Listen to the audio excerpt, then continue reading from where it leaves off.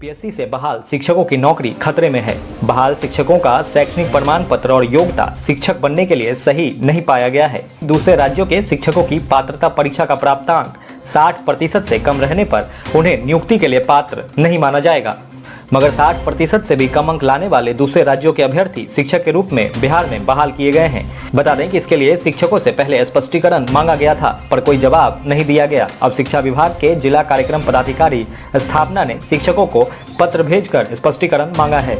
शिक्षकों को स्पष्टीकरण में यह जानकारी दी गई है कि बिहार में किसी भी प्रकार का आरक्षण का लाभ सिर्फ बिहार के मूल निवासियों को ही मिलेगा।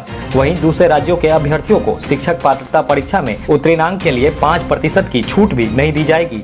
विभाग ने दूसरे राज्यों के बहाल शिक्षकों को पत्र देकर यह बताया है कि शिक्षक पात्रता परीक्षा का प्राप्तांक 60% से कम होने पर उनकी बहाली को निरस्त कर दिया जाएगा। इसके साथ ही उन्हें शिक्षक पद के लिए अयोग्य घोषित किया जाएगा। इस मामले में डीपीओ स्थापना ने शिक्षकों को पत्र भेजकर 3 दिनों के अंदर जवाब मांगा है कि क्यों नहीं आपकी बहाली निरस्त करते हुए औपबंधिक नियुक्ति पत्र को रद्द कर दिया जाए।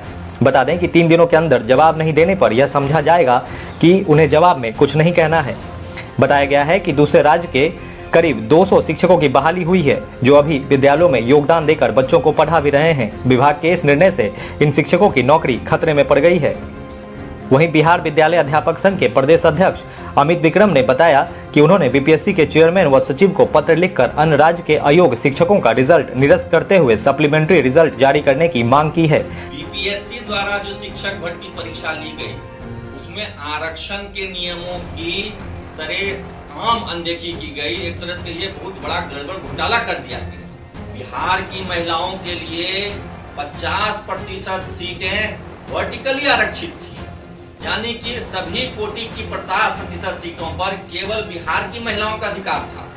लेकिन आयोग ने क्या किया, बिहार की महिलाओं के लिए आरक्षित पदों पर अन्य राज्य की महिलाओं का रिजल्ट दे दिया।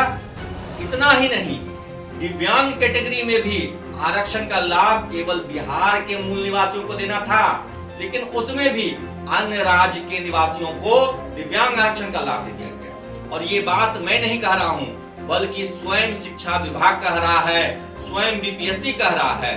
धीरे धीरे करके जैसे जैसे आरटीआई का जवाब आता जा रहा है, आयोग के द्वारा की गई धांधली का खुलासा हो रहा है। दिव्यांग को लेकर के जो हिंदी विषय 9-10 में आरटीआई किया गया था, उसमें स्पष्ट लिखा गया कि 43 में से 36 सीटें आरक्षित जो पद होते थे वो दे दिया गया अन्य राज्य को। वही आप देखते होंगे कि औरंगाबाद से एक पत्र निकला है, उसमें स्पष्ट है कि जिनका 90 नंबर नहीं है सीटेट में, 60% नहीं है, उनको भी शिक्षक बना दिया गया है अन्य राज्य की महिलाओं को। ये सरासर आरक्षण के सिद्धांतों का उल्लंघन है। आरक्षण पर अधिकार केवल बिहार के नागरिकों का है, लेकिन बीपीएससी ने आरक्षण के नियमों की अवहेलना की है, आरक्षण के सिद्धांतों की अवहेलना की है और आरक्षण घोटाला किया है शिक्षक भर्ती परीक्षा में।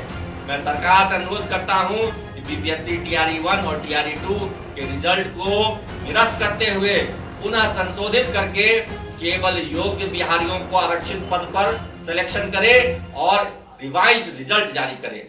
इस पत्र में उन्होंने